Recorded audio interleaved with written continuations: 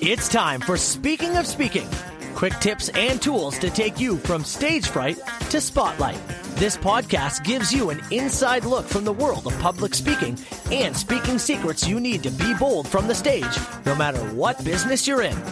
The host of Speaking, Carl Richards. Thank you, Matt. Welcome to another edition of the Speaking of Speaking podcast. We are continuing our 5-part series on I just got back from a trip to Cuba. You will not believe all the fun, all the experiences that I had when I was there. Does this sound like storytelling? It is. And hopefully these pro tips have helped you along the way this past 3 weeks. Today we're talking about food. All of these tips, by the way, they are designed to bring some more depth, some more enrichment, some more character, some more color to your stories.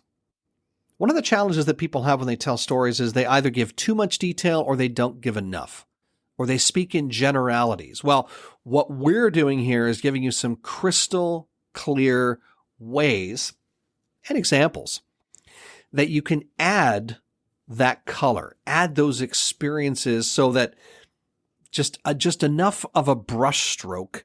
Sometimes that's all it takes. If we were talking about, let's say this were art, sometimes all it needs is one additional brush stroke, and then all of a sudden everything comes together. All right, so that's what the storytelling is all about. So today we're talking all about food, and I know what you're thinking. If you've been to Cuba, you know, food. Sometimes food in Cuba is not desirable. And here's the thing with food in Cuba. It all depends on where you go, and it all depends on what you're eating. So if you eat what the locals eat, you can't go wrong. Now, sometimes we don't know what the locals eat. We've possibly never had that type of food before.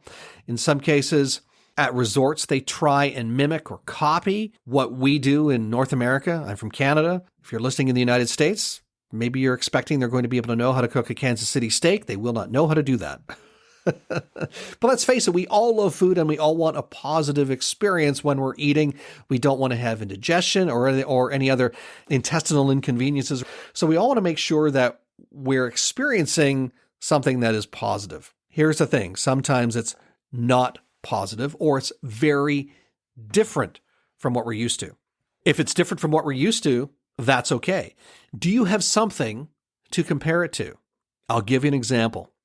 Quite often I have said when you go to Cuba, I've actually just stated it, eat what the locals eat. You can't go wrong with seafood. You can't go wrong with fresh fruit.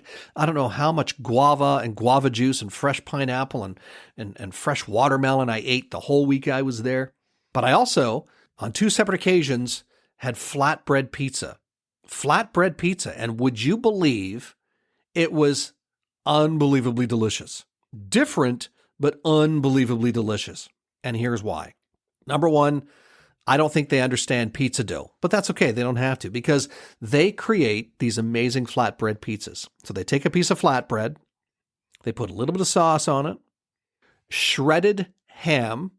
Now, we weren't sure at first if the ham was shredded, if it was canned, if it was previously frozen, but we're pretty sure it was shredded because it didn't look like canned ham and it didn't look like it had been frozen. Anyhow, some ham, and let's face it, I like pineapple on pizza. We're not going to get into that debate today, but you put some pineapple on, some fresh ham, some light on the tomato sauce. They were very light on the tomato sauce, and just a little bit of cheese on top. Not the mounds and pounds of cheese that we're used to on our pizzas, just a little bit of cheese for flavor.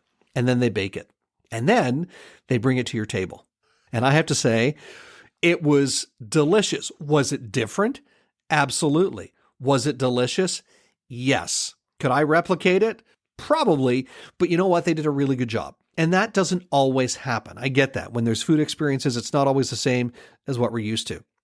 But think about when you're doing this, remember, food tells many stories.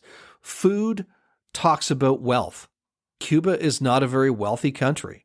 There are quite often shortages, not just of certain items like toiletry items and paper items and stuff like that, but sometimes there are food shortages, so they have to make do with what they have. And they really do a good job at that. They're very good at improvisation in that area because of it not being a very wealthy country. So food tells the story of wealth. Food tells the story of culture. Like I said earlier, you cannot go wrong with seafood in Cuba.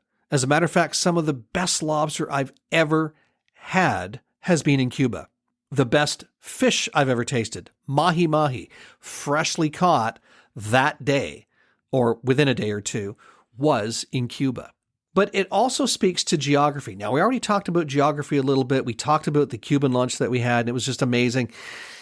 But it does talk about that too. So, pro tip number 1, draw a parallel, just like I did. I talked about the flatbread pizza, how it's made in Cuba. They don't use a lot of cheese. They don't use a lot of tomato sauce, but they're using fresh ingredients. They're using ham that is probably pigs that are raised right there. And they're also using pineapple, which no doubt it's not from a can. You can almost guarantee it's fresh.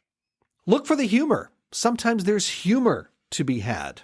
When we were there, we were booking an a la carte restaurant, and we went and we booked Tex-Mex. Now, when you look up Tex-Mex, it tends to be a lot of tacos and burritos and things like that. Well, their version of Tex-Mex is completely different. It's not Tex-Mex. It's a steakhouse, basically. But can you imagine going to a Tex-Mex restaurant in North America and they give you a steak or lamb chop or pork chop or chicken breast? Not a taco to be seen anywhere. Okay, so look for the humorous examples if you can. And you can go for shock factor, but try and keep it positive. So here's a shock factor example.